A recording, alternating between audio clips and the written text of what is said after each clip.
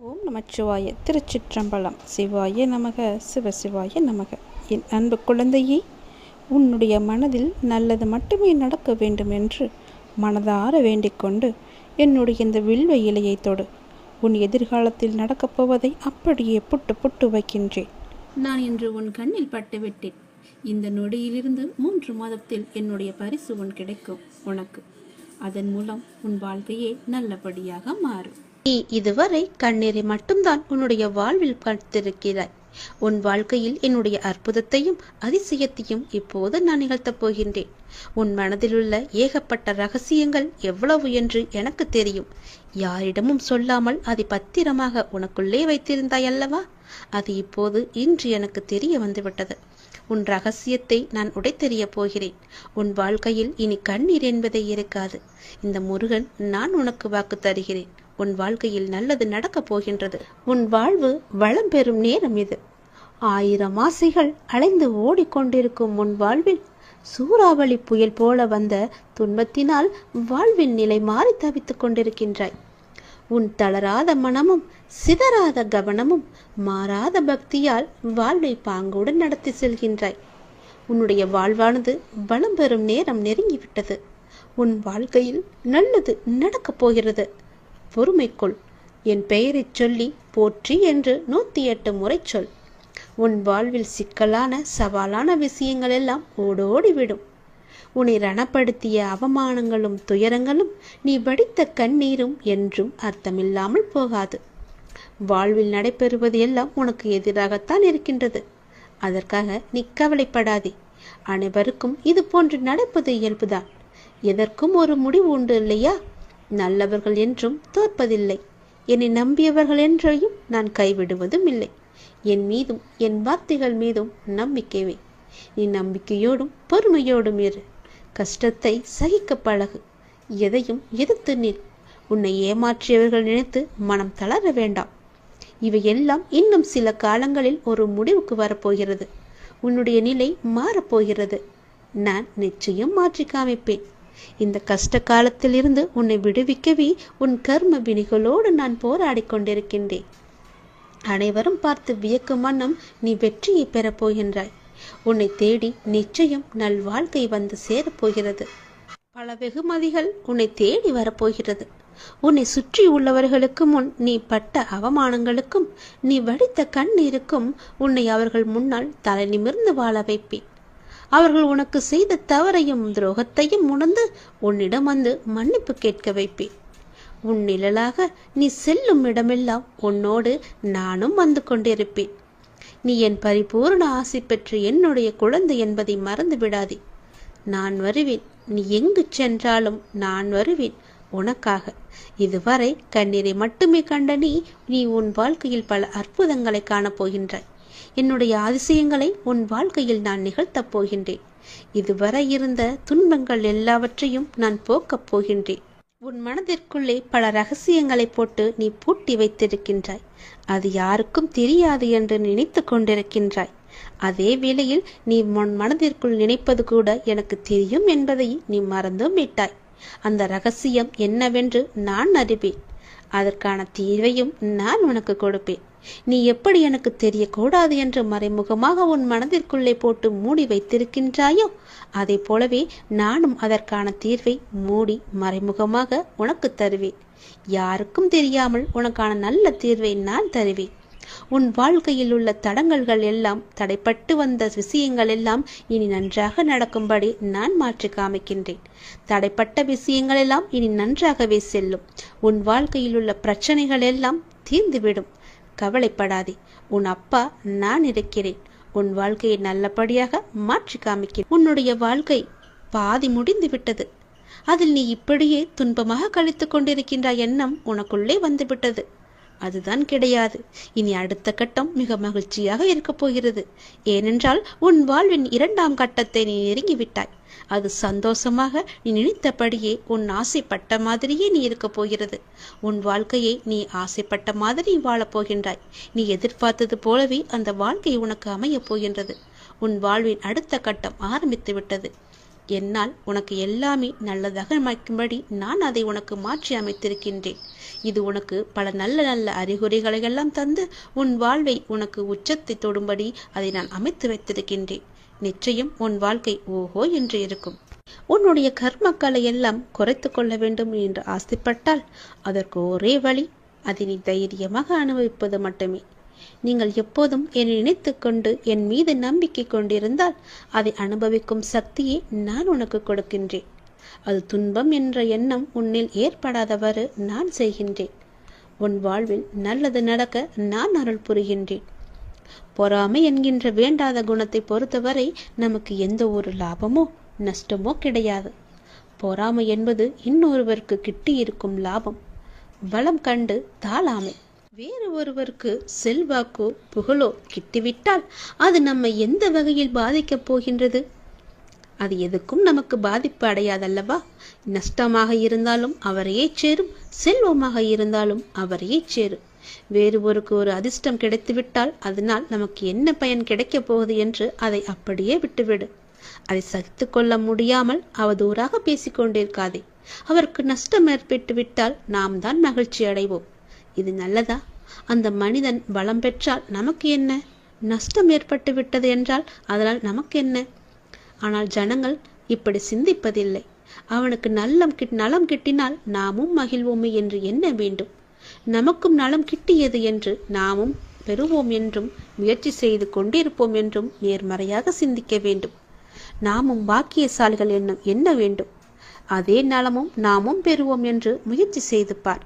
அதுவே உன்னுடைய விருப்பமாக மாறி நிச்சயம் நீயும் வெற்றி பெறுவாய். நம்மிடமிருந்து அவன் எதையுமே நம்மிடமிருந்து எடுத்துச் செல்லவில்லையே.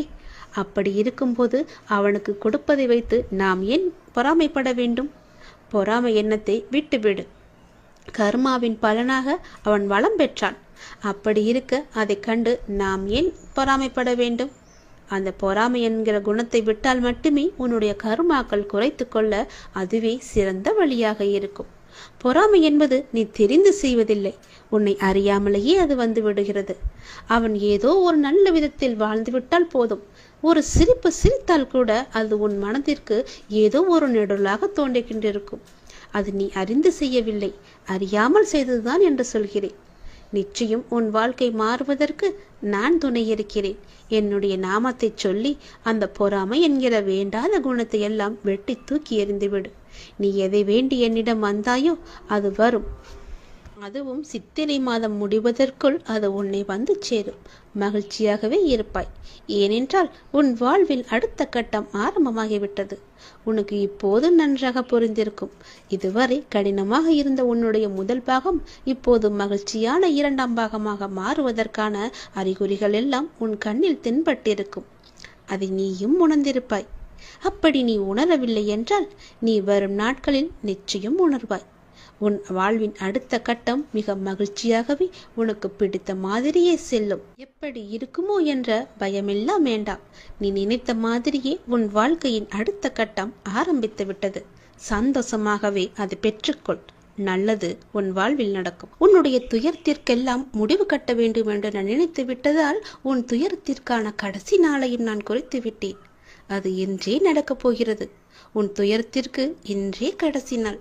அந்த பிரம்மன் எழுதிய தலையெழுத்தை நான் மாற்றப் போகிறேன். ஓம் சரவண பவ என்று என்னை நீ தொட வேண்டும். அந்த பிரம்மன் எழுதிய தலையெழுத்தை மாற்றி அமைக்கும் வல்லமை எனக்கே உண்டு.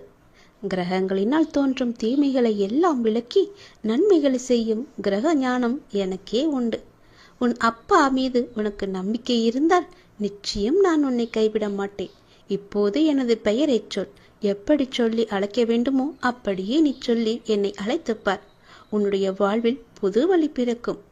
வாழ்க்கையில் பல அதிசயங்கள் நடக்கும். அப்போது நீ என்னை வரவேற்க தயாராக இருக்க வேண்டும். உன்னுடைய மன வருத்தம் மாறப்போகின்றது. சில அற்புத நிகழ்வுகள் உன் வாழ்வில் அடுத்தடுத்து நடக்கப் போகின்றது. நான் உன்னை ஒருபோதும் கைவிட மாட்டேன் என்று நம்பும் போது இவையெல்லாம் உனக்கு சாத்தியமாகும். நீ கேட்டவற்றை உனக்கு நான் கிடைக்கச் செய்வேன். நன்மையும் தீமையும் மாறி மாறி வந்து கொண்டுதான் இருக்கும். இதுதான் வாழ்க்கை. மனிதனின் வாழ்க்கை இதுதான். அந்த கடவுளே மனிதனாக பிறந்தாலும் அவருக்கும் இந்த எல்லா நன்மையும் எல்லா தீமையும் நடக்கும். என்னை வணங்கும் உனக்கு தீமையின் தாக்கத்தை குறைத்து நன்மைகள் அதிகம் நடக்கும்படியாக உன்னுடைய வாழ்வை இப்போது நான் நடத்தி வருகின்றேன். கொஞ்சம் கொஞ்சமாக காயை நகர்த்தி வருகின்றேன். நிச்சயம் நீ வெற்றி பெறுவாய். உன் வாழ்வின் நல்ல மாற்றங்கள், நீ நினைத்து பார்த்திராத அற்புதமான மாற்றங்கள் எல்லாம் உன் வாழ்க்கையில் நடக்கப் போகிறது. அந்த நல்ல மாற்றங்கள் நடந்து நீ மகிழ்ச்சியாக இருக்க வேண்டி என்னென்ன நிகழ்வுகள் எல்லாம் நடக்க வேண்டுமோ அது எல்லாமே உன்னுடைய வாழ்வில் நடக்கப் போகிறது. எல்லாமே உனக்கு சாதகமாக மாறப்போகிறது. இதுவரை உன்னுடைய வாழ்வில் உனக்கு இருந்த சில சிக்கல்கள் எல்லாம் எப்படி தீர்க்க வேண்டும் என்று அதற்கு விடை காண தெரியாமல் நீ தவித்து போய் நின்றிருந்தாய் அல்லவா? அதற்கு என்னென்னெல்லாம் முயற்சி செய்தாய் அல்லவா? உன்னுடைய மனம் வாடி போயிருந்தது அல்லவா? அதற்கெல்லாம் ஒரே தீர்வு தரப்போகிறேன். நீ நம்பும் என்னை நான் உன்னை கைவிட மாட்டேன் என்று நம்பும் உன்னை நான் உன்னை கைவிட்டு விட மாட்டேன். அந்த சிக்கல்கள் எல்லாம் தீரப்போகிறது. நீ என்னை நம்பு. அந்த நம்பிக்கையை தான் அது தீர நீ போடும் முதல் விதை. அதை நான் நடத்தி தருவேன். தீராத வினையும் உன் தீர்க்கமான பக்தியால் தீரப்போகின்றது. நீ என்னுடைய செல்ல பிள்ளை அல்லவா? உன் வாழ்க்கையில் வரும் துயரத்திற்கு இன்றோடு கடைசி நாள். புரியவில்லையா? உன் வாழ்க்கையில் இருந்த அத்தனை துயரங்களும் விலக்கிவிட்டேன். இனி உன் வாழ்க்கையில் நல்லதுதான் நடக்கப் போகின்றது. கவலைப்படாமல் நிம்மதியாக இரு. என்னுடைய நாமத்தை நீ சொல்லிக் கொண்டே இரு. தெளிவான மனம் எல்லோருக்கும் இருப்பதில்லை. இந்த உலகியலில் உன்னை சுற்றி நடக்கும் சம்பவங்கள் உன்னை அதற்கேற்ப செயல்பட வைக்கும். ஞானத்தால் அதை உணர்ந்து அதிலிருந்து உன்னை விலக்கிக் கொள்ள வேண்டும். அது கொஞ்சம் கடினம்தான், ஆனால் உன்னால் முடியும். சில நேரங்களில் உன் கர்ம வினையால் நீ மாட்டிக்கொள்கின்றாய். ஆனாலும் என் மீது உனக்கு உள்ள நம்பிக்கையால் நீ மீண்டு வர செய்யும் முயற்சிகளுக்கு நான் துணையாக இருந்து உன்னை அதிலிருந்து மீண்டு வரச் செய்வேன். இந்த வாழ்வை வாழ்ந்துதான் ஆக வேண்டும் அல்லவா? இன்பம் துன்பத்தை சந்தித்தாலும் உன்னுடைய மனமானது சமநிலையில் இருக்க கற்றுக்கொள். எல்லாம் உன்னால் முடியும். உண்மையான மகிழ்ச்சியை நீ சந்தோஷமாக அனுபவிக்கத்தான் போகிறாய். நான் இருக்கிறேன். யாராவது எனக்கு உதவ மாட்டார்களா என்று ஏங்கி தவித்திருந்தாய் அல்லவா? நான் ஒருவரை அனுப்பி வைத்திருக்கிறேன். அவர் உனக்கு அழைப்பு விடுப்பார். அந்த உதவியை நீ ஏற்றுக்கொண்டே ஆக வேண்டும். நீ யாருடைய உதவி உனக்கு கிடைத்தால் நன்றாக இருக்கும் என்று நீ மனதில் நினைத்து கொண்டிருந்தாயோ அவரிடமிருந்து உனக்கு அழைப்பு வரப்போகிறது. அவர் உனக்கு உதவி செய்ய முன் வந்து கொண்டிருக்கின்றார். அதற்கு தடையாக இருந்தவைகளெல்லாம் இப்போது நீங்க நேரம் வந்துவிட்டது. அதனால் தீரும் உன் மனபாரம். நீ என்னுடைய பிள்ளை. உன்னை ஒருபோதும் நான் கைவிட மாட்டேன் என்று நீ நம்பிக்கொண்டிருக்கின்றாய் அல்லவா? அந்த நம்பிக்கையை நான் வீணடிக்க மாட்டேன். சிறு தடை வந்தாலும் அதை உடைத்து மேலே செல்லப் போகின்றாய். உனக்கான பொற்காலம் தொடரப்போகிறது. உன் வாழ்வில் சில விஷயங்கள் தாமதமாக நடப்பதாக நீ கவலைப்பட்டு கொண்டிருந்தாய் அல்லவா? அந்த கவலைகளுக்கெல்லாம் ஒரு முற்றுப்புள்ளியை நான் வைக்கப் போகின்றேன். இனி நீ செய்யும் காரியங்கள் எந்த தாமதமும் இன்றி உடனடியாக நடப்பதற்கான சூழ்நிலைகள் எல்லாம் வரப்போகின்றன. உனக்கு என்மேல் வருத்தம் இருக்கலாம். ஏன் இத்தனை தடைகள், இத்தனை தாமதங்கள் என்று? எல்லாவற்றிற்கும் ஒரு காரணம் உண்டு. அதனால்தான் இவ்வளவு நாட்கள் உனக்கு எல்லாம் தாமதமாகி கொண்டு வந்தன. இனி உன் வாழ்க்கை வேகம் எடுக்கப் போகிறது. நீ சுறுசுறுப்பாக செயல்பட தொடங்க போகிறாய். உனக்கு எல்லாவற்றிலுமே வெற்றி கிடைக்கப் போகின்றது. நீ எதிர்பார்த்தது போலவே அது அமையப் போகின்றது. ஏனென்றால் நான் தேர்வு செய்த 1000 நபர்களில் நீயும் ஒரு நபர். நீயும் ஒருவராக என்னால் தேர்வு செய்யப்பட்டு விட்டாய். உன் திறமைக்கு நீ ஜெயித்து விட்டாய். நீ கவலையிலிருந்து விடுபட வேண்டிய நேரம் இது. கவலைப்படாதே. நீ கலங்க நான் பார்த்து கொண்டு இருப்பேனா என்ன? உன் மனம் கலக்கம் தெரிந்தால் உடனே உன் முன்னே வந்து நிற்பது நான் அல்லவா? மாயைகள் உன் கண்ணை மறைத்தாலும் நான் உன் முன்னே நிற்பது நிச்சயம் உண்மை. என் பெயரை தினமும் கூப்பிட்டு நாள்தோறும் முருகிக் கொண்டிருக்கின்றாய். அவ்வளவு எளிதில் நான் உன்னை விட்டு விட மாட்டேன். நான் வருகின்றேன். உனக்காக நீ கேட்டதை செய்து தருகின்றேன். உன் பிரார்த்தனையை நான் ஏற்றுக்கொண்டு விட்டேன். நீ கலக்கமடைய வேண்டாம். உன் பிரார்த்தனையை நிறைவேற்றி நிச்சயம் எல்லா நன்மையும் அடையும்படி நான் செய்கின்றேன். உன் வாழ்வில் பல நல்லதுகள் நடக்க நான் உனக்கு துணை இருக்கின்றேன். தெளிவான மனதோடு எப்போதுமே இரு. எல்லோருக்கும் அந்த தெளிவான மனம் கிடைப்பதில்லை. நீ என்னுடைய பக்தன் என்பதால் அதை நான் உனக்கு தந்திருக்கிறேன். நான் தேர்வு செய்தேன் பல நபர்களை. அதில் உனக்கே அந்த பெயர் கிடைத்தது என்றால் நீ எவ்வளவு பெரிய பாக்கியசாலி. நீ என் முன்னால் வந்து நிற்கப் போகின்றாய். 1000 நபர்களில் நீ ஒருவராக தேர்வு செய்யப்பட்டு விட்டாய் அல்லவா? அதனால் உன் வாழ்க்கை இனி வேகம் எடுக்கப் போகின்றது என்பதை நீ உணர்ந்து கொள்ள வேண்டும். உன்னுடைய திறமை இத்தனை நாட்களாக ஒளித்து வைத்திருந்தாய். பல முறை முயற்சி செய்தும் தோல்வி அடைந்திருந்தாய். அந்த தோல்வியை கண்டு பயப்படாமல் தோழாமல் மீண்டும் மீண்டும் நீ எழுந்து வந்ததால் இந்த திறமைக்கான நல்ல பலன் உன்னை வந்து சேர்ந்திருக்கின்றது. அந்த 1000 நபர்களில் நீ ஒருவராக இருப்பதால் வெற்றி மேல் வெற்றி உனக்கு கிடைக்கப் போகிறது. இனி உன் கவலை எல்லாம் தூர ஓடப் போகிறது. கவலையிலிருந்து நீ விடுபட போகின்றாய். உன் திறமைக்கான பலன் நிச்சயம் உன்னை வந்து சேர்ந்து நல்வழியில் உன்னை அழைத்துச் செல்லப் போகின்றது. தினமும் வருமானத்திற்கு என்ன செய்வது என்று யோசித்துக் கொண்டிருந்தாய் அல்லவா? ஒரு அதிர்ஷ்ட காற்று, அதிர்ஷ்ட வாய்ப்பு உன் வீட்டு கதவை தட்டப் போகின்றது. அதை பயன்படுத்தி கொண்டு நீ வாழ்க்கையில் முன்னேற வேண்டும். அதுவே உன் வாழ்க்கையின் நிலையான வருமானத்திற்கு வழிகாட்டும். இது என் மீது சத்தியம். உன்னுடைய வாழ்க்கை மிகவும் இருட்டாக இருக்கிறது என்று நீ பயந்து கொண்டிருக்கின்றாய் அல்லவா? உன் வாழ்க்கையில் நான் ஒரு தீபத்தை ஏற்றப் போகின்றேன். வெளிச்சத்தை கொண்டு வரப்போகின்றேன். உன்னுடைய இருளான வாழ்க்கை விடியலை நோக்கி சென்று கொண்டிருக்கின்றது. நாளைய விடியல் உனக்கானது. நீ கவலையப்படாதே. உனக்கு கூடிய சீக்கிரமே நிலையான வருமானம் வரும்படி ஒரு அதிர்ஷ்ட வாய்ப்பு உன் வீட்டின் கதவை தட்டப் போகிறது. அதை நீ பயன்படுத்தி அந்த வாழ்க்கையிலிருந்து முன்னேற என்னவெல்லாம் செய்ய வேண்டுமோ செய்துவிடு. தயங்காதே. என் ஆசீர்வாதம் உனக்கு என்றுமே உண்டு. கடவுள் எப்பொழுதுமே உடைந்த பொருட்களை ரொம்ப அழகாக பயன்படுத்துவார். உடைந்த மேகங்கள் தான் மழை பொழியும். உடைந்த நிலம்தான் உழும் வயலாகும். உடைந்த நெல்தான் விதையாகும். உடைந்த விதைகள்தான் புதிய செடிகளுக்கு வாழ்க்கையை கொடுக்கும். அதனால் எப்போதாவது நீங்கள் உடைந்து நொறுங்கினால் நாங்கள் இருக்கின்றோம் என்று நம்ப வேண்டும். கடவுள் உங்களை பெரிய விஷயத்திற்காக தயார்படுத்துகிறார் என்று நீ நம்ப வேண்டும். எப்போதாவது அப்படி ஒரு நிலைமை வந்தால் என் பெயரை சொல்லி ஒரு நிமிடம் கண்மூடி என் உருவத்தை உன் மனதில் கொண்டு வா. உனக்குள் இருக்கும் மனக்குழப்பம் எல்லாம் தீரும். நீ தீர்வை தேடிக்கொண்டிருந்தால் அதற்கான நல்ல தீர்வும் உனக்கு கிடைக்கும். தொடர் தோல்விகள், இழப்புகள், நிம்மதி இல்லை, தூக்கம் இல்லை, எதையும் என்னால் சாதிக்க முடியவில்லை, ஏன் எதற்காக இந்த நரக வாழ்க்கை என்று உன் மனதில் தோன்றும் எண்ணங்களிலிருந்து நீ முதலில் வெளியே வா. நான் சொல்ல வருவதை கொஞ்சம் காது கொடுத்து கேள். வாழ்க்கை என்றாலே ஏற்றம் இறக்கம் கலந்த ஒன்றுதானே. அதை லாபகமாக நகர்த்தி செல்வதில்தான் நீ உன்னுடைய சிறப்பு இருக்கிறது. தனித்தன்மை இருக்கிறது. உலகில் வாழும் எல்லோர் வாழ்க்கையிலும் எல்லா சூழலும் ஒன்று போல அமையாது. அது அன்பு, காதல், தேடல், வளர்ச்சி, ஆசை என எதுவாக வேண்டுமானாலும் இருக்கலாம். எதுவுமே அளவுக்கு மீறி போகும்போது அது சிக்கலில் போய் கொண்டுவிடும். அடுத்தவர்களின் துயரங்களை கேட்கும்போது அதை ஆள் மனதிற்கு கொண்டு சென்று நம் வாழ்விலும் இப்படி நடக்குமோ என்று நீயே கற்பனையாக யோசிக்காதே. அந்த சந்தேகமே உண்மையாக உன்னை சுற்றியுள்ளவரிடமிருந்து உன்னை எப்பொழுதும் பிரித்துவிடும். இதை எப்படி சொல்வது என்ற எண்ணம் எல்லாம் உனக்கு வேண்டாம்.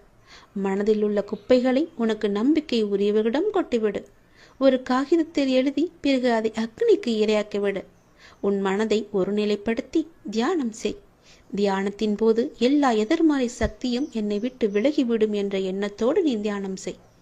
தோல்விகள் என்பது நிரந்தரமல்லாத ஒன்று. எதையும் எப்போதும் புரிந்து கொண்டு செயல்படு. அழுத்தம் வராது. மாறாக நேர்மறை எண்ணங்கள் உன்னை சூழ்ந்து பாதுகாத்து கொண்டிருக்கும்.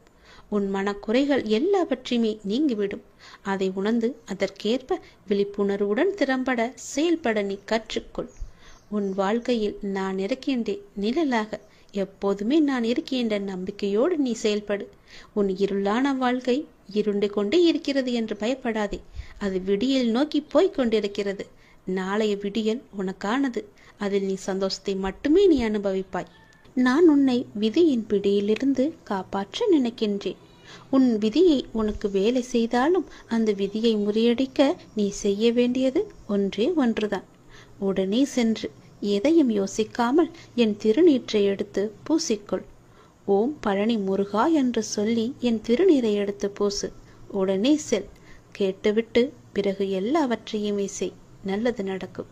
இது எல்லாமே விதியின் செயல் என்று நீ நினைத்து கொண்டிருக்கின்றாய் அல்லவா? உன்னுடைய விதியை நான் முறியடிக்க என்னுடைய உதியை நான் உனக்கு தருகிறேன். இப்போதே நீ பூஜை அறைக்கு சென்று என்னுடைய உதியை எடுத்து உன் நெற்றியில் பூசு. உடனே சென்று என் உதியை பூசு. மறந்து விடாதே. சீக்கிரமாக செல். உன் விதியை நான் முறியடித்து காமிக்கின்றேன். படத்தவனை வந்து பாடங்கள் எடுத்தாலும் புத்தியை இழந்தவனுக்கு புரிய போவதில்லை. பாவங்கள் என்னும் பாதையில் பயணத்தை அவன் நிறுத்தவே மாட்டான். அவனே முட்டாளாகவும் இருப்பான். நீ என்னுடைய குழந்தை, புத்திசாலி. நான் சொல்வது போலவே செய்.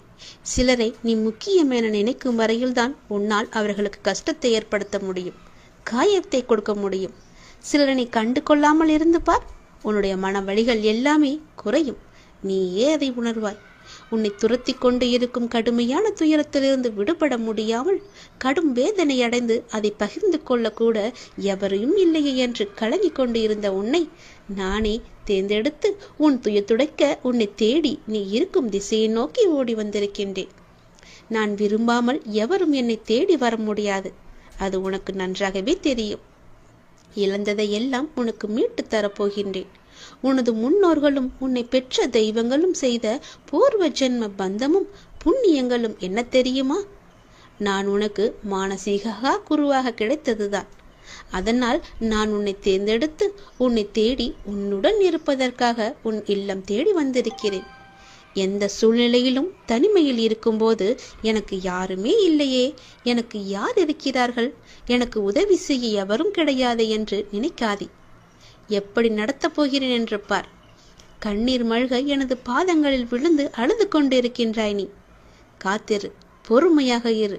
உனக்கு வேண்டியதை செய்ய நான் இருக்கும் பொழுது எதற்கும் நீ கலங்கக்கூடாது.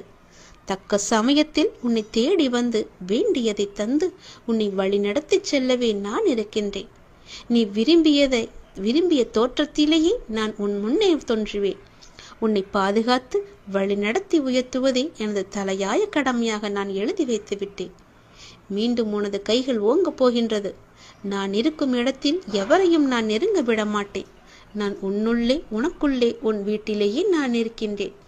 எந்த சூழ்நிலையிலையும் நான் கைவிட்டு விட மாட்டேன் என்ற நம்பிக்கை உனக்குள் ஆழமாக புதைந்து கிடக்கிறது. நீ படிப்படியாக உயரப் போகின்றாய். அதை நானும் கண்டு ரசிக்கப் போகிறேன். ஆர்வமாக இருக்கிறேன். நீ வாழ்வதை, சந்தோஷமாக வாழ்வதை பார்த்து நான் ஆனந்த கண்ணீர் வடிக்க நான் ஆவலாக இருக்கின்றேன். ஆகவே எந்த ஒரு கடினமான சூழ்நிலையிலும் நம்பிக்கையை மட்டும் நீ இழந்து விடாதே. உன் அப்பா நான் இருக்கிறேன் என்று முழுமையாக நம்பு. அவமானத்தை பொறுத்துக்கொள்.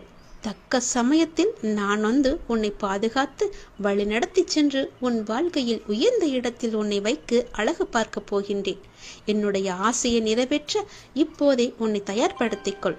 நீ சந்தோஷமாக இருக்க போகிறாய். நல்லது நடக்கப் போகிறது உனக்கு. குழந்தையே, உன் வாழ்வில் மிகப்பெரிய மாற்றம் வரப்போகிறது. மிகப்பெரிய வெற்றியும் வரப்போகிறது. நேரம் கடத்தாமல் உடனே இதை செய்துவிடு. ஏனென்றால் உன் முன்ஜென்மத்து வினையெல்லாம் இன்றிலிருந்து குறைய ஆரம்பிக்கப் போகிறது. உன் அப்பா திருச்செந்தூர் முருகன் நான் சொல்கிறேன். இது நிச்சயம் நடக்கும் உன்னுடைய வாழ்க்கையில். உன்னுடைய முன்ஜென்மத்து வினையெல்லாம் இன்றிலிருந்து குறைய ஆரம்பிக்கப் போகிறது. நீ செய்ய வேண்டியது எல்லாம் இந்த ஜென்மத்தில் இனி எந்த தவறும் செய்யாது நேர்மறை எண்ணங்களோடு இருக்க வேண்டும். உன் வாழ்வில் உன்னை சுற்றி மாற்றம் வரப்போகிறது. அந்த மாற்றம் படிப்படியாக மாறுவதை நீயே காணப்போகின்றாய். உன்னுடைய இன்றைய சூழல் எனக்கு நன்றாக புரிகிறது. நீ நினைத்த மாதிரி சில நிகழ்வுகள் நடக்காத போது உனக்கு அது ஏமாற்றத்தை தந்தது. ஆனால் அதற்கு எல்லாம் ஒரு காரணம் நிச்சயம் உண்டு என்பதையும் நீ மறந்து விடாதே. தாமதமானாலும் சரியான நிகழ்வுகள் உன்னுடைய வாழ்வில் நிகழப் போகின்றது. நிச்சயம் நடக்கும். உன் வாழ்வில் நல்லது நடக்கும். நமக்கு இன்றுள்ள பிரச்சனைகளை விட நமக்கு ஏற்படுகின்ற குழப்பங்கள் தான் அதிகம். இந்த குழப்பத்திற்கு காரணம் ஒவ்வொரு நாளும் நமக்கு கிடைக்கின்ற புதிய புதிய வாய்ப்புகள், நாம் அறிமுகமாகின்ற புதிய புதிய சூழல்கள்.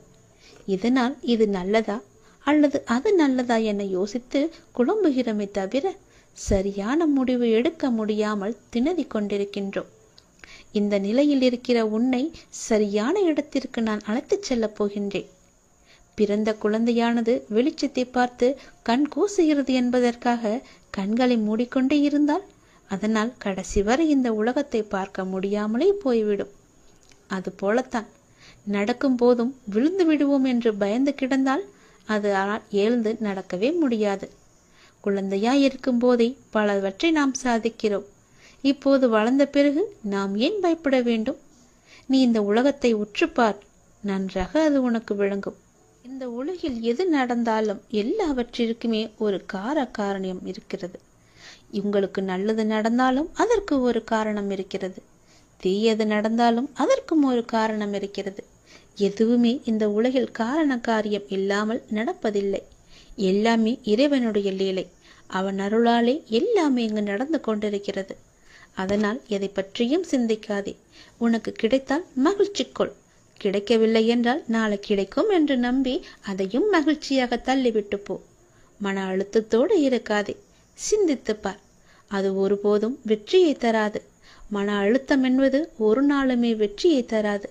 புன்னகையோடு சிந்தித்து பாருங்கள், புது அறிவு பிறக்கும், வெற்றி பெறுவீர்கள். வெற்றி மகிழ்ச்சிக்கு முக்கியமல்ல, மகிழ்ச்சியே வெற்றிக்கு முக்கியம். நீங்கள் செய்வதை நீங்களே விரும்பினால் வெற்றி உங்களுக்கு தானாக கிடைக்கும். வெற்றி என்பது வளர்ந்த மரம் போல. விதையை தூவிய மறுகணமே மரத்தை எதிர்பார்க்க கூடாதல்லவா? அது போலத்தான் முயற்சி செய்து அதற்கான பலன் நமக்கு கிடைக்கவில்லையே என்று உடனே எதிர்பார்க்காதே. விதையை நீ தூவிவிட்டாய், அதை வளர்வதற்கும் கொஞ்சம் கால நேரம் தேவையல்லவா? அதற்காக நீ கொஞ்சம் பொறுமையாக இரு. வெற்றியை தேடி பயணிப்பவன் தேர்ந்து போகலாம், பொறுப்பை சுமந்து பயணிப்பவன் தோற்பதில்லை. அதை நீ மறக்காதே. ஒவ்வொரு நாளையும் தொடங்கும் பொழுது நீங்கள் எதை பற்றிய எண்ணங்களால் தொடங்குகிறீர்களோ அதில் மிகவுமே கவனமாக இருங்கள். உங்களது இன்றைய எண்ணங்கள் நாளை உங்கள் வாழ்வாக மாறும். அறியாததை செய்வதை விட அறிந்ததை சிறப்பாக செய்யுங்கள். செயலை செய்வதென்றால் உலகில் உங்களை விட சிறப்பாக செய்ய முடியாத அளவுக்கு சிறப்பாக செய்ய முயற்சி செய்யுங்கள். இன்று நினைத்ததை இன்றே செய்து விடுங்கள். நாளை என்று நாட்களை கடத்தி விடாதே. நாளை வேறொருவன் சிறப்பாக செய்து நல்ல பெயரை சம்பாதித்து விடுவான். முடிந்தால் நாளை செய்ய வேண்டியதை இன்றே செய்து முடித்துவிட்டால் வெற்றி உன் அருகில் வந்துவிடும். உனக்கு துணையாக நான் இருப்பேன். நீ எது செய்தாலும் பக்க பலமாக இருப்பேன். நீ செய்வதை நல்லதாக மாற்றி உன்னிடம் திருப்பிக் கொடுப்பேன். நல்லது நடக்கும். சந்தோஷமாக இரு.